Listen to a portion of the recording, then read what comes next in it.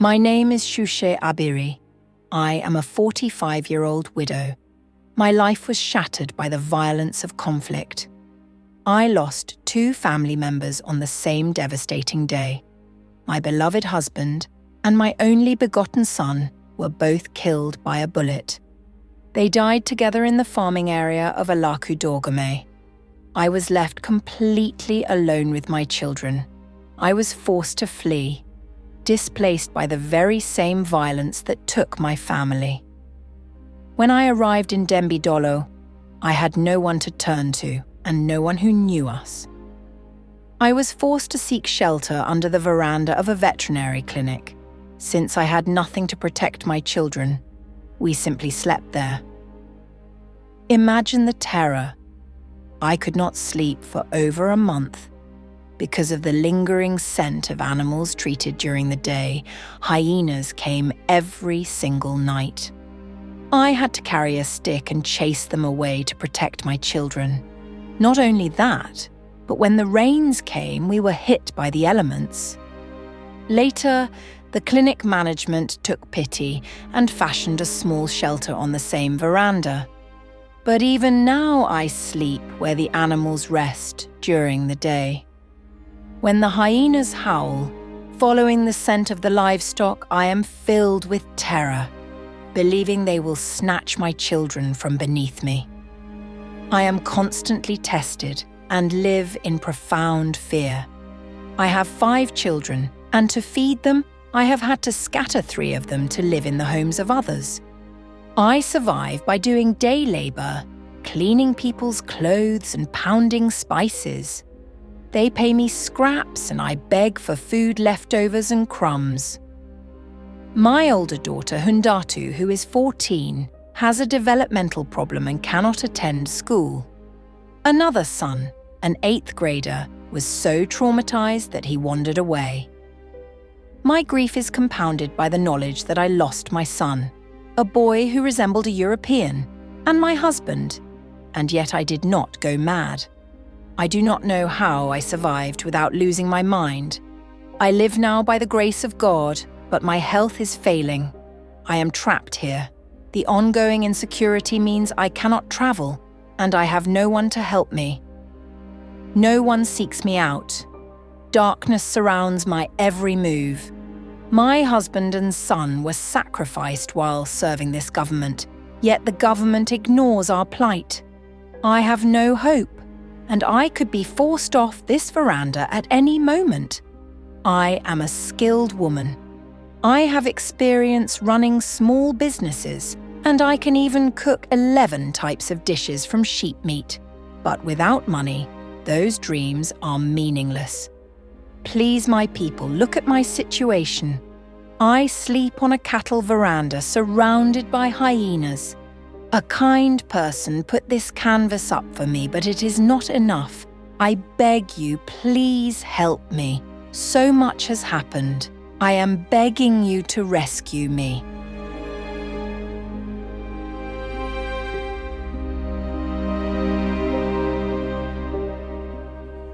My name is Hannah Abara, and I am 25 years old. I managed to complete the 10th grade, but my life has been one crisis after another. I am a mother to 1 daughter, my queen, Kia Jibril, who is just 6 months old. She has no father because I was divorced from my husband. After my divorce, I returned home to my mother. She was very poor, living in a simple shelter, but I was soon hit by a double heartbreak. 3 months after I gave birth to Kia Jibril, I lost my mother. After her death, the struggle became overwhelming. With my infant daughter by my side, I began fighting a harsh battle for survival. I was exposed to severe hardship and heartbreak, battling starvation, destitution, loneliness, marginalization, abandonment, and total collapse. Determined to conquer this life, I refused to beg. Instead, I started a small business. I would ask others for small amounts of fruit and sell them on the roadside. Sometimes I made a sale, but other times the fruit would spoil, leaving me empty-handed and forcing me to ask others for loans. Now, even that meagre space is threatened. The government's proclamation for a development corridor is forcing me to leave the area. I am currently displaced, desperately searching for a safe place to live.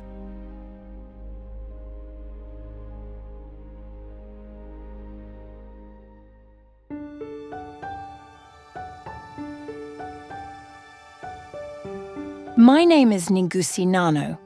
I want to thank all of you so very much. Before I came to this organisation, I was completely destitute. I earned my living by washing clothes in other people's homes, and I owned nothing of my own. I have to tell you the truth. Before I joined this programme, I had never baked injera and eaten until full in my own home. I would beg for injera from strangers, bring it home, and that is how we survived. But look at me now. I have opened my own shop and I am managing it successfully. My life is full. I cook food in my own house. I have everything I need. This kind of transformation in my home and my life amazes and delights me. The organisation buys us teff, corn, 2 bars of soap and oil every month. I had never lived a life like this. When you see me now, dressed well, no one can guess the misery of the life I endured. Even my physical appearance and my health improved after I came to this organisation. I am so grateful. I plan to continue my education and transform my life even further. I have hope that we will meet again in the future under circumstances of even greater thanksgiving. Thank you.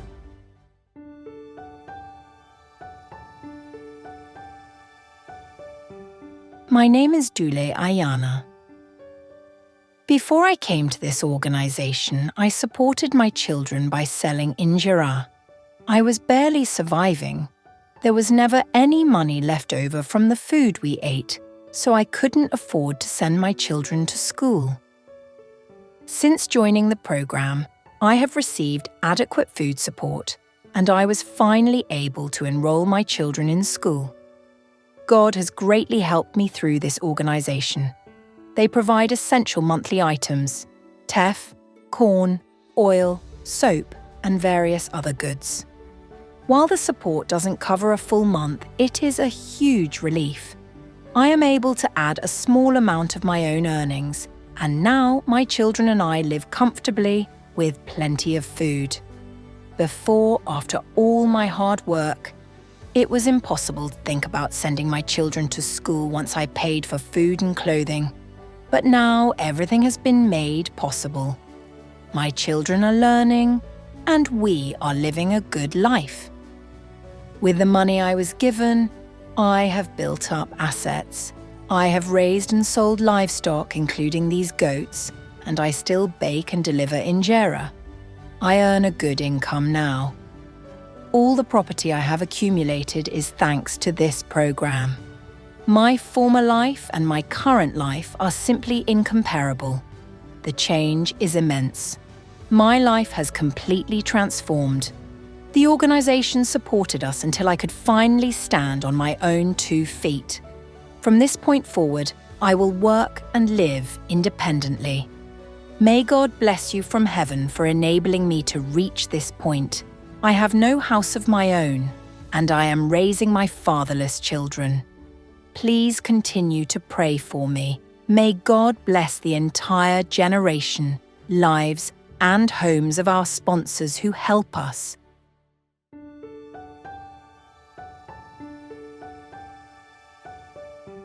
My name is Tujube Dawit.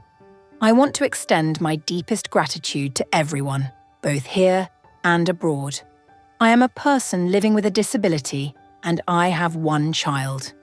Before I came to this organisation, I struggled immensely with every basic need: food, rent, everything. I was constantly worried, and my child and I suffered together. Because I can't walk properly, I was unable to work and provide for myself. Once I entered this program, I received food provisions and a business loan. I immediately used the loan to buy a pool table and began renting it out. Then, I invested in a coffee trade. I bought coffee for 10,000 birr and sold it, getting back around 27,000 birr. I was very profitable. While continuing to use the monthly food provisions for my child and myself, I saved my profits and invested further. I bought equipment for a women's beauty salon. Now I am out of the hands of others and working for myself. I am completely self-sufficient and living in a good situation with my child.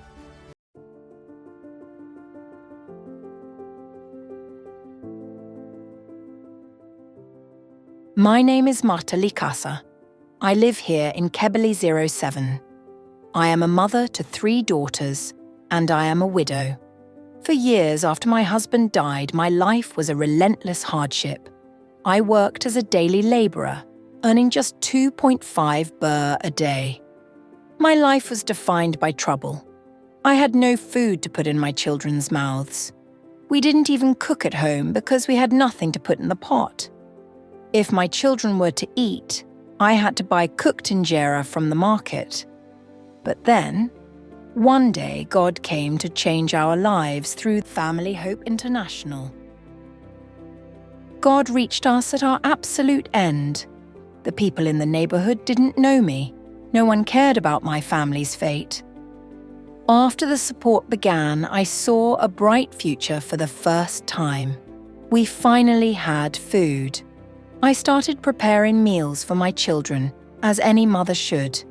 My daughters returned to school receiving everything they needed: exercise books, bags, and uniforms. This organisation has been my foundation for 12 years. Every month they delivered the essentials: wheat, maize, oil, soap, peas, exercise books, bags, and pens. The monthly distribution was enough. I have not had to buy any additional food from the market. They even provided us with a bed and bedding. The support didn't just feed us, it enabled us to achieve true prosperity. Today, one of my daughters has already graduated from Wolaga University, and another is scheduled to graduate this year. My 3rd daughter is happily married and has started her own life. Then came the JCO loan, a sum of money I had never seen before. That capital was a launch pad. With the profit I generated, I addressed critical needs. I dug a water well. I used the profits to buy a plot in the market for my business, a property that is now legally mine. I was able to build a house. I now have cash in my bank account for my working capital. I even invested in my small farmland, buying quality seeds and fertilizer. And that farm production is another valuable asset. You saw us when we were dressed in old, dirty clothes. The staff didn't just give us soap. They advised us saying, "Be clean, keep your hygiene." When we didn't have phones, the staff would walk the long journey just to deliver the services directly to us. May God repay their labour and fatigue. May God bless their going out and coming in. They always encouraged and comforted us, helping us transition into a better life. May God bless their homes, their children, their generations, and their entire lives.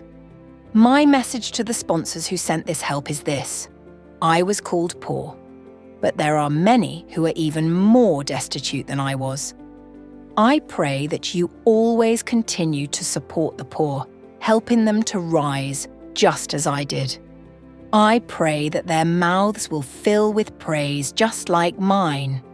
I know this organisation delivers exactly what is intended for the poor, directly and without argument. I know of other organisations where beneficiaries constantly face conflict and only scraps reach the needy.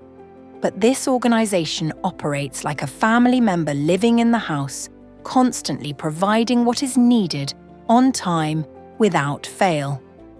Those of us within this program are truly fortunate. We are receiving directly from the hand of God. This work is filled with the heart and spirit of God. I advise everyone here to use this chance to work diligently, transform their lives, and become successful, just as I have.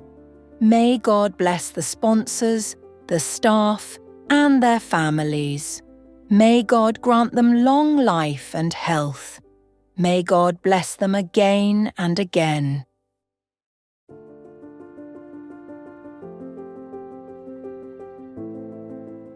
My name is Meseret Keba.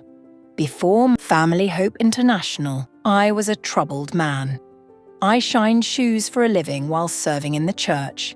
But my life was strictly hand-to-mouth. The hardship was so severe that it disintegrated my marriage. I lost my wife because of poverty. I had no property, I rented a house, and to compound the challenges, I am a disabled person who needs constant medication. Desperate neighbours eventually came together and built me a small house using just 32 metal sheets. Then, God connected me to Family Hope International. Since joining the program 6 years ago, my life has completely changed. My marriage was even reconstructed. We came back together. The initial support was life-changing. They provided monthly food provisions, buying every essential item as if for their own family. Teff, corn, peas, barley, even soap. They started with a monthly cost of 800 birr and, over time, increased it to 2,000 birr, always selecting the highest quality from the market. We are 9 people in the house, and the monthly provision sustains us for up to 3 weeks. Beyond the food, they gave me extra support. They bought me a proper bed and bedding, the very first time we ever slept on a real bed, as well as clothing and help with my medication. The organisation pushed us to self-sufficiency, saying, "You can work and transform yourselves." They provided a business loan. I had approached microfinance groups before, but they refused me due to my disability.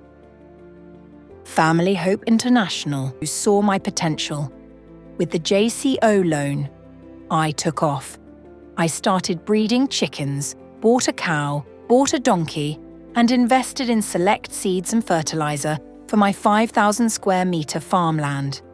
I used the profit to buy sheep, purchase 50 additional metal sheets, and secure wood to expand our housing.